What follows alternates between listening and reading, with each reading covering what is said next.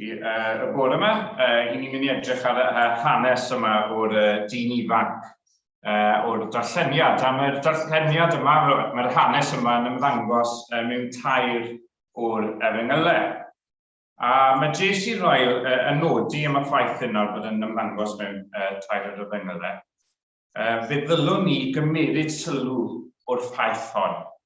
Mae'n dangos i ni bod yna wersi yma sy'n hawlio sylw arbennig. Felly gadewch ni edrych nawr a hawlio sylw arbennig i'r gwersi ni'n cael o'r darn yma.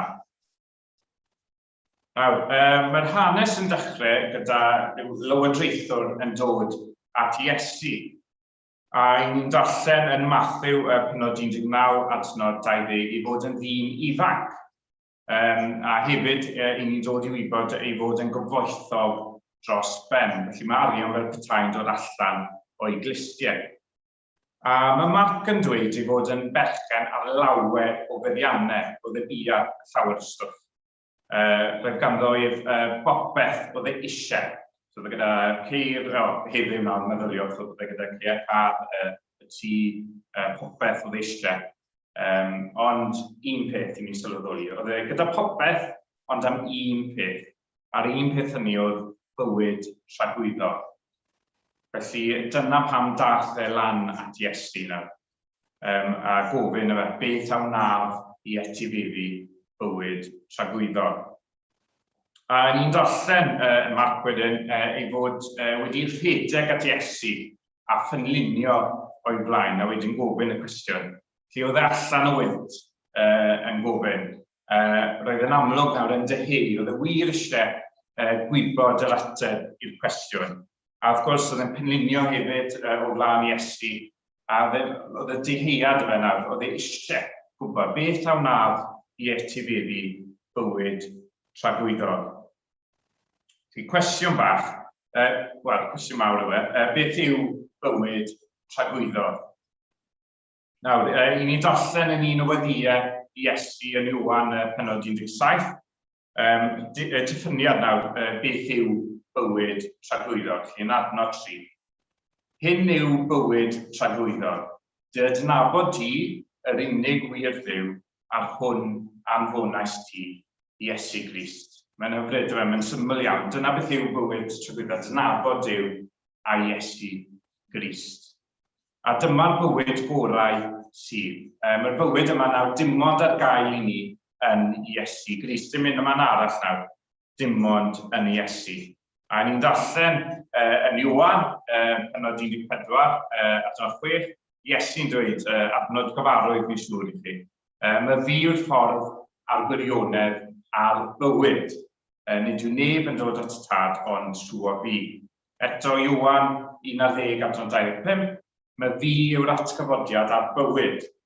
Pwy bynnag sy'n credu yno fi, iddo farw fe fydd byw, a phob un sy'n byw ac yn credu yno fi, ni fydd marw byth. A un adnod arall, Iwan 1 adnod 4, ynddo ef yr oedd bywyd, a'r bywyd goleuni dynion ydoedd. Felly, does dim bywyd unman arall nawr, ond yn Iesu Grist, y gwir bywyd nawr, y bywyd gorau sydd. A mae'r bywyd yma hefyd yn bywyd sy'n para am byth. Nawr, fi'n siŵr bod chi wedi clywed y dywediad quality, not quantity. Ni'n clywed pobl yn gweud yn aml iawn. Felly, treithodau na, rwy'n sgwennu treithodau am mae'r quantity na am y quality ddim na. Lot o waffles yna, ond yna ni. A felly, bod rai o'ch chi nawr wedi bod mewn bwyty Michelin star, fi'n siŵr sydd chi wedi. I fi yn bersonol heb cael y profiad, ond fi wedi clywed llawer o storiau o bobl yn mynd i bwyta profiadau nhw mewn i. A fi wedi clywed bod yr ansawdd y bwyd yn ardderchog, yn gret, anhygoel, ond ar yr ochr arall, lacking quantity yma. Does dim digon o fwyd yna. Maen nhw'n gadael gyda stymogau nhw yn wag. A ni'n clywed bod rai wedyn yn mynd i'r chippy i'w chips ar ôl wedyn, jyst i llenwi'r stymog. Felly quality, not quantity. Ond beth sy'n wir nawr am y bywyd nawr sy'n cael ei gynnig gan Iesu Grist i ni, yw ei fod o'r ansawdd gorau ac yn para am byth. Felly mae'r ddau beth yn wir. Quality, ansawdd gorau, a quantity yn sôn am hyd nawr, mae'n para am byth. Felly dyma'r gwir fywyd. A does dim byd arall yn gallu cynnig y gwir fywyd yma. Felly cyfoeth nawr fel gyda dyn ifanc, cyffuriau ac ati a'r ffordd. Maen nhw ddim yn cynnig bywyd go iawn i ni, a hefyd ffêm hefyd, maen nhw ddim yn cynnig bywyd go iawn. Bywyd ffals maen nhw'n ei gynnig. Ond adnabod Duw trwy Grist yw gwir bywyd. Felly dyma beth oedd y dyn ifanc yn gofyn i Iesu amdano. Dyma beth oedd eisiau. Be sy'n rhaid i ni wneud i etifeddu gael bywyd tragwyddol. A felly gadewch ni nawr edrych ar ateb Iesu i'r dyn ifanc. A mae Iesu'n dechrau trwy gyfeirio at un gair nath y dyn ddweud wrtho, sef da. Felly cyn iddo ddweud beth sy'n rhaid i mi wneud i etifeddu bywyd tragwyddol, dyma fe'n dweud athro da. Felly dyma Iesu'n gofyn beth y rwyt, pam y rwyt yn fy ngalw i yn dda. Nawr, cwestiwn i ni ofyn i'n hunan bore yma. Ydw i'n berson dda? Nawr, nid yw da fan hyn yn golygu bod ni heb cael ein arestio. Nid yw'n golygu hefyd bod ni'n well na'r average person. Felly, a fi ddim mor wael ag felly fi'n iawn, fi'n dda.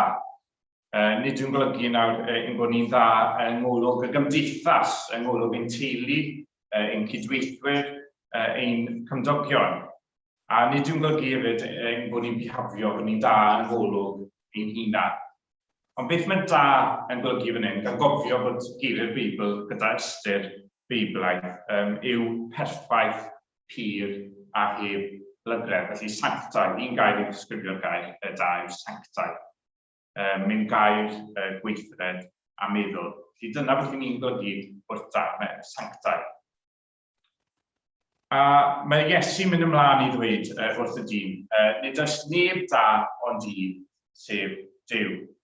Felly oedd Iesu'n annog nawr fan hyn i dyn ifanc i feddwl dros beth oedd e newydd ei alwydd. Roedd Iesu eisiau sylweddoli i fod e newydd alwydd yn dduw. Ac wrth gwrs, nid yw'n anghywir yn galw Iesu yn dduw, oherwydd mae Iesu yn dduw ac yn ddyn. Ond oedd eisiau jyst i fe feddwl trwyddo beth oedd e newydd ei alwydd yn athro da. Felly, i ateb y cwestiwn nawr, ydych chi fi yn berson da, a'r ateb yw na. Oherwydd, fel mae Iesu newydd ei ddweud, nid oes neb da ond un, sef Duw. Nawr, mae Iesu wedyn ar ôl hyn, ar ôl cyfeirio at y gair da, mynd ymlaen i ddweud gwyddos gorchmynion, na awdyneba, na ladd, na ladrota, na chamdystiolaetha, anrhydedda, dy dad a pham. Cwestiwn nawr, beth mae Iesu yn gwneud fan hyn? Pam yn gwneud hwn? Pam yn cyflwyno fe o'r gorchmynion o'r 10 cymryd? Pam? Wel, mae Iesu fan hyn eisiau dod â dyn ifanc wyneb yn wyneb a chyfraith Duw. A ni'n dod ar draws Iesu yn gwneud hwn o'r blaen.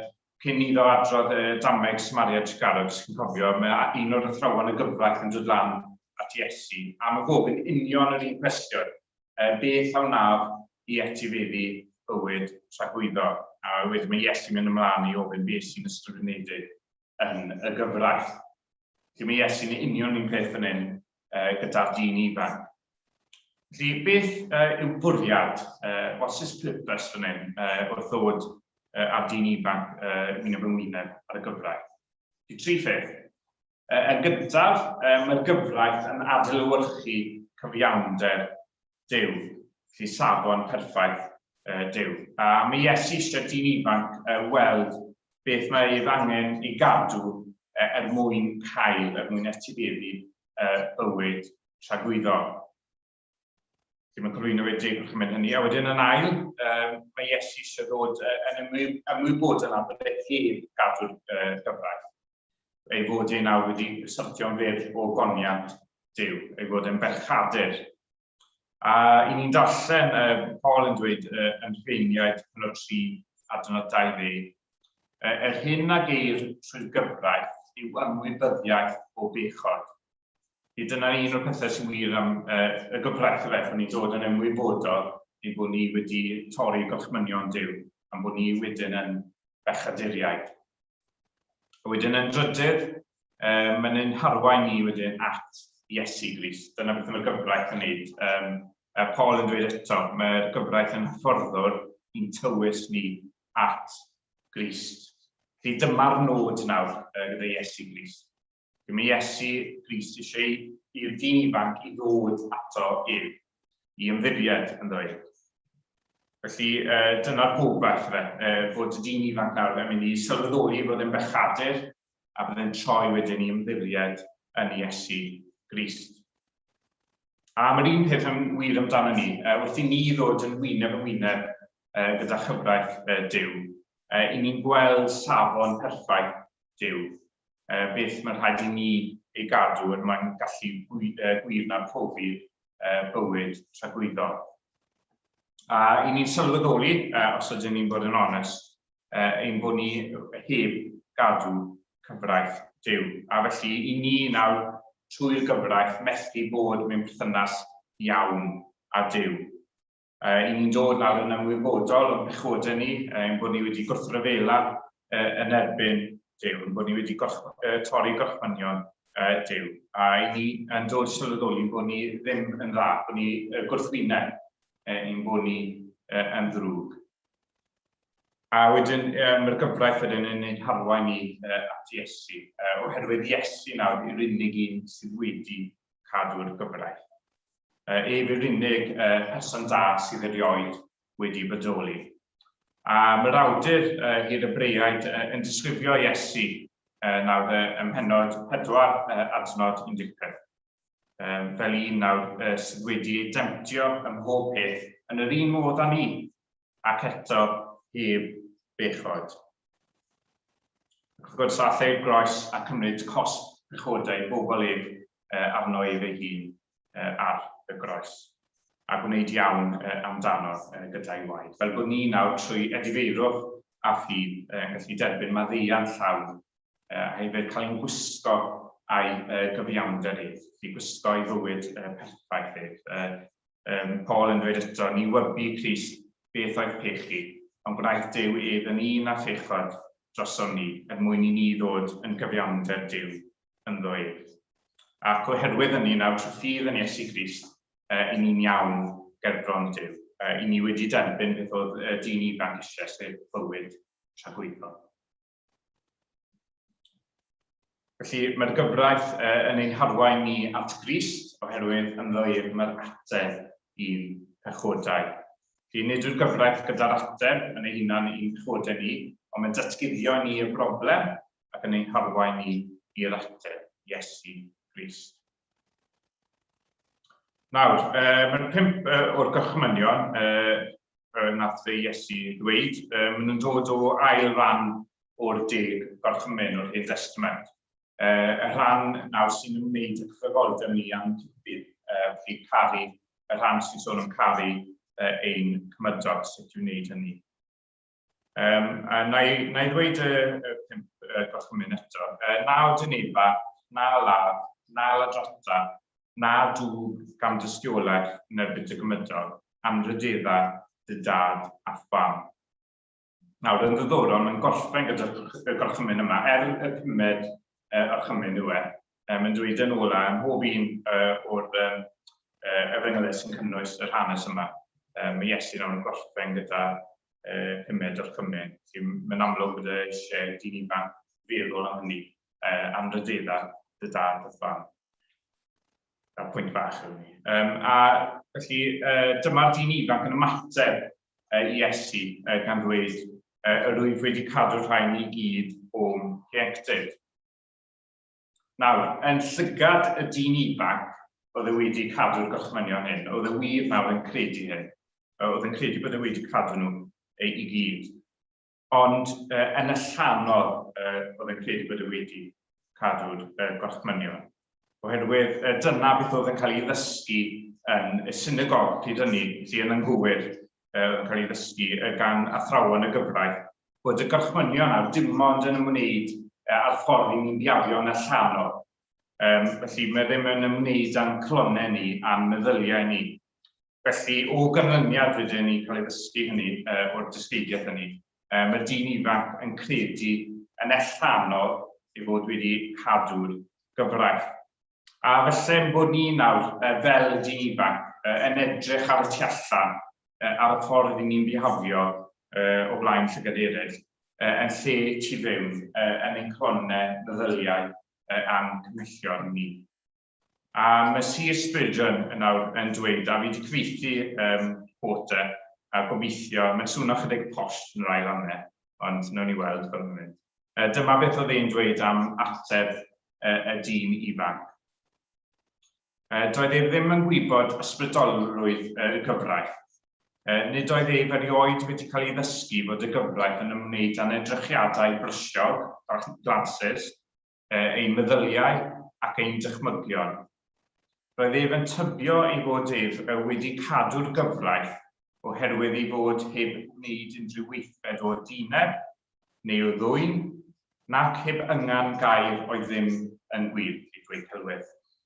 Roedd ef ddim yn gwybod bod un golwg aniwair anweddus, neu un casineb disail, neu un dyhead pamphlet yn torri gyfraith Duw ac yn datguddio pechod sy'n cuddio yn y galon. Felly oedd e ddim yn edrych ar y calon, a mae'n bwysig bod ni felly yn edrych ar ein clonau ni wrth i ni ddod wyneb yn wyneb a chyfraith Duw. Felly nid yn allanol yn unig, ond mae'n bwysig bod ni'n dechrau gyda'r galon. Felly, beth oedd ymateb i Iesu i'r dyn ifanc yn dweud bod e wedi cadw y gorchmynion o'i ieuenctid. Dyma Iesu'n dweud, pan glywodd ef hyn, dwedodd wrtho, un peth sydd ar ôl i ti wneud, gwerth y cwbl sydd gennyt, a rhannau ef ymhlith y trodio, a chei drysor y nefoedd, a thyrd canlyn fi. A dyma ymateb y dyn ifanc. Pan glywodd ef hyn, aeth yn drist iawn, oherwydd yr oedd yn gyfoethog iawn. Felly, cwestiwn arall i chi. Be sydd ar orsedd eich calon? Be sydd yn y lle mwyaf sanctau special yn eich clonau? Felly, gwaith, hobi, teulu chi felly. Ond i'r dyn ifanc yma, cyfoeth oedd yn gyntaf yn ei galon. Cyfoeth oedd yn rheoli ei fywyd, ond yn cael cyfoeth yn fwy na Duw. A fi Iesu nawr yn gwybod hyn, ond eich gweld beth oedd y peth yna oedd yn gyntaf yn ei galon ef. A mi Iesu nawr yn dweud wrtho i gael gwared o'r peth hynny oedd yn atal i Dduw gael y lle gyntaf. So, cael gwared o gyfoeth. A i ni'n darllen nawr, os ni'n mynd nôl i bregeth Iesu ar y mynydd, Iesu yn sôn am gyfoeth. Dyma ef yn dweud, ni all neb wasanaethu dau feistr. Bydd unau'n cysau'r nall ac yn cael ei llall, neu'n dirngar ei naill ac yn dirmygu'r llall neu'n cysau'r llall. Ni allwch wasanaethu Duw a Mammon, a gair arall, Mammon yn air arall am cyfoeth. Nawr, yn yr Olympics blwyddyn diwethaf, gwnaethon ni weld am y tro gyntaf ers 1912 i 2 berson ennill air yn yr ffretau. Nawr, gwnaeth trefwyr enw Mutaz Essa Bashim o Qatar a Gianmarco Tamberi o'r Eidal, wnaethon nhw ennill air yn naid uchel. Nawr, o'n nhw wedi cael cynnig jump-off i ennill yr air, yn gwneud nhw yn lle penderfynu rhannu y teitl, felly dychmygu nawr yn y medal ceremony ar ben y podiwm o 2 berson yn derbyn yr air. Nawr, yn wahanol i'r cystadleuaeth yn naid uchel yma, i ni dim ond yn gallu cael un yn y safle cyntaf yn ein colonnau. Dim ond un nawr, fel nath Iesu dweud. I ni methu gwasanaethu 2 feistr wahanol, dim ond un. Nawr, arian a cyfoeth oedd yn gyntaf y mywyd dyn ifanc, nid Duw. A bwriad Iesu fan hyn nawr, oedd I ddod â dyn ifanc I weld I fod yn bechadr, bod Duw ddim yn gyntaf yn ei fywyd, ac I fod mynd angen nawr o gael Crist sef para'r bywyd. Nawr, gadewch ni edrych ar Iesu nawr yn chydig. Roedd Iesu nawr trwy gydol ei fywyd gyda Duw yn gyntaf. Felly gwneud o wyllus Duw oedd beth oedd eisiau gwneud. Felly plesio Duw.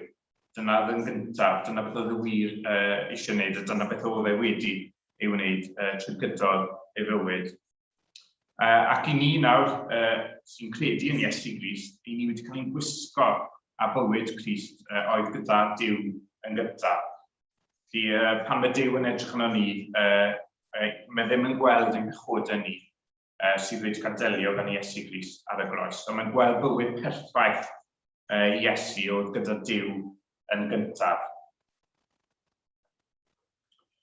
Nawr, ydy hyn yn golygu dylen ni gario ymlaen yn ein bywydau nawr ar ôl cael ein wisgo chyfiawnder Iesu Grist, heb Dduw yn gyntaf gan ein bod ni nawr yn iawn yng ngwrw Duw.